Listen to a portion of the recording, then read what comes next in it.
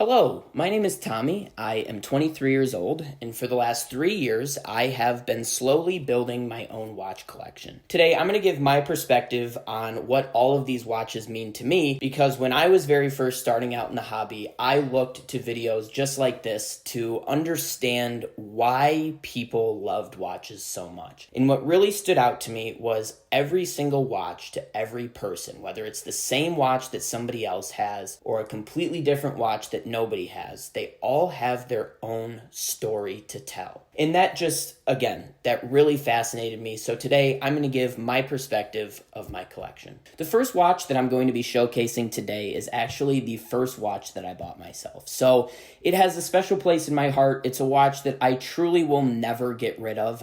There's just no reason to get rid of it. But it is the Seiko SNXS 79. And this is a watch that if you go on YouTube, if you go on Reddit, if you go on the internet and look up best watches to get at a low price, best affordable watches to get, this one will come up. And it truly is one of the best watches for the money that you're spending. It's automatic, meaning that it is powered by movement. So you move and the watch sends the power by itself to all of the parts that need power on it. It has a beautiful dial, which I love. It's a sunburst dial. You can see how it changes in the light. It's phenomenal. It has a date function, which is, for me, super useful. I am terrible at remembering the day and the date. And yeah, just for the price and for what you spend, you really get a solid entry-level watch that you can dress up, that you can dress down. And a bonus feature, it has an open case back, so you can actually see the inner workings of the watch. Now, here's the downside. If you get this watch and you're not sure about the watch hobby, and you just sit there staring at the open works on the back of the case, you'll buy more. Because it is so addicting to look in the back of a watch and understand the movement and see, what is really going on in there. But yeah, this is a great watch. Couldn't recommend it more to anybody who wants to get into the hobby. The two watches that I am going to show next are actually two watches that I'm really proud of. They are two watches that I created myself. I made them myself. I sourced parts from AliExpress, which is a website that ships you parts from China, and they get imported to wherever you live. So I bought the movement, the dial, the hands, the case, the straps, all from AliExpress, and then I was able to assemble my own watches kind of the way that I wanted to. I saw some videos on YouTube of people doing it, so I decided I was going to give it a shot, and I fell in love with the process. I fell in love with getting hands-on with the watch and being able to work with the movement and put the dial into the movement and just feel every part of that process. It was really cool and has been really cool to create these. I've made some for family, for friends,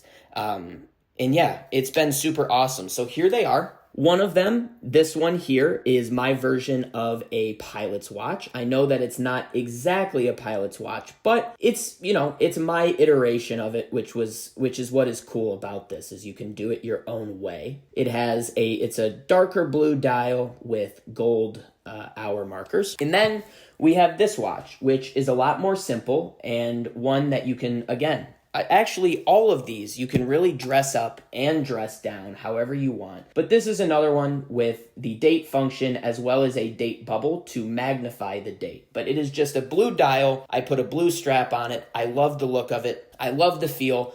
I'm not here to say that I made the best watch in the world, but it's a watch that I'm pretty sure both of these combined was like $120, $60 a piece to make a watch how you want it, the way that you want it, and you're actually able to get hands-on with the movements. I could not recommend making your watch more. Maybe in the future, I will make a video showing how to make your own watch.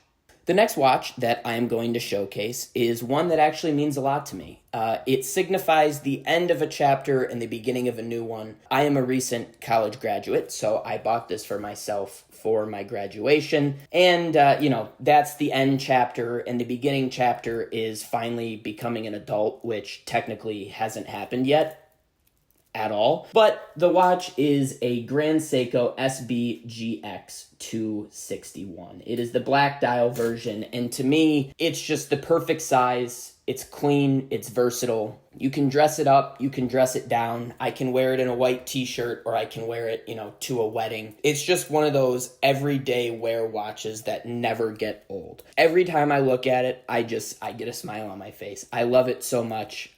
It is a quartz movement. It is one of Grand Seiko's quartz movement, and it's really, really accurate. It only loses or gains about 10 seconds per year. So a lot of watches will lose time. They'll lose, even a few minutes a year.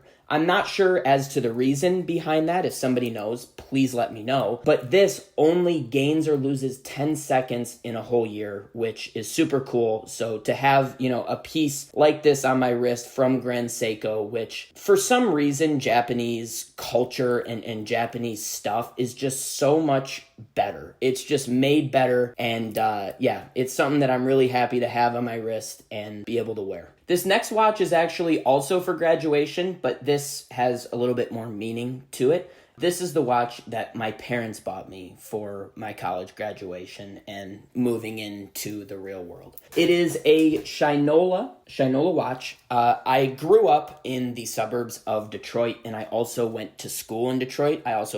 My college was in Detroit. So this watch just signifies, kind of hometown, growing up around the area, went to a lot of sporting events as a kid. And having this, looking down at this, just kind of reminds me of Detroit, the city, being down there, like I said, as a kid, and also my school and the fact that I was able to finish that. And the dial, they're just such clean dials. I just can't get enough of looking down at this. It's another one that I look down and I'm just amazed. It looks so good. I smile and I really love wearing it around. The next two watches that I am going to show actually have some family history behind them, and I am just really happy that I'm able to be the owner of them. It's not like there's some super long lineage of heirloom that it gets passed down from generation to generation, but it's still really cool just to have a piece of, family on your wrist or be able to have it in your collection. So this is a Seiko Automatic 6309-7009, and it is a blue dial version, again with that date function. This watch was given to my uncle by my grandfather. They had a deal. If my uncle did not smoke by the time that he was 21 years old, my grandfather would go out and he would buy him a watch. That was the deal that they made, and this was the one that my uncle picked out. It's just super unique. It's super cool. I never actually got to meet my grandfather. So this is something that when I look down at it and when I see it in my collection, I can think, I think about the stories that have been told and the memories that other people have. So this reminds me of that. This next watch was actually given to me by my other grandfather, my dad's dad, and it is a 1980s Seiko Quartz Chronograph 7A38-7120. It is a white dial with gold hands and gold hour markers, as well as gold pushers for the chronograph. And for those that don't know what a chronograph is it's actually a stopwatch. So I'm going to try my best to show it here. You can see that dial moving super quickly. That goes at 1 second. And then you can actually see the seconds hand of the watch ticking. And it is a literal stopwatch function, which is just super cool, and they're actually pretty accurate. But yes, this watch my grandfather bought in 1985 in Hong Kong, China. He wanted to buy a watch for himself, and this was the one that he picked out. He gave this to me for graduation. He got it serviced by Seiko before it was sent to me. It's a two-tone.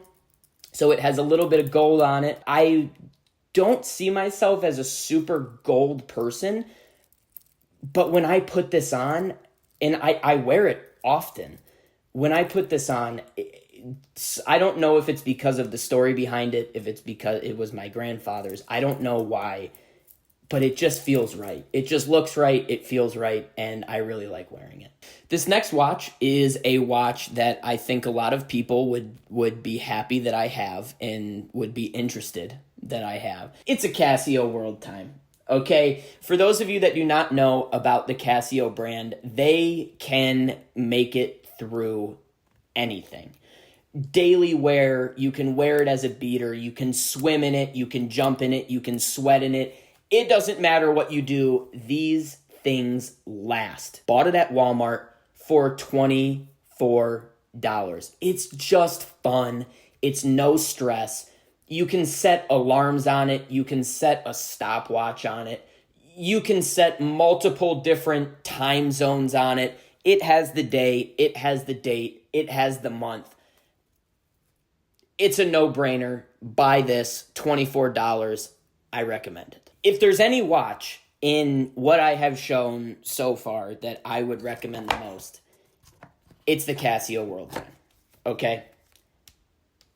The Seiko SNXS 79, it's great. Does not have the features that this guy has. Nowhere near. The last watch that I am going to show in this video, or I guess the last watch in my collection, is a watch that I bought about 5 days ago. It is a Tudor Royal 38 millimeter blue dial watch. Let me see if I can, there you go. That little sunburst dial. This watch, when I went into the store, I knew that I wanted to add a Tudor to my collection. I knew that that was the next step in what I wanted based on the research that I had done. And I went in thinking Black Bay or Tudor 1, but then I saw this.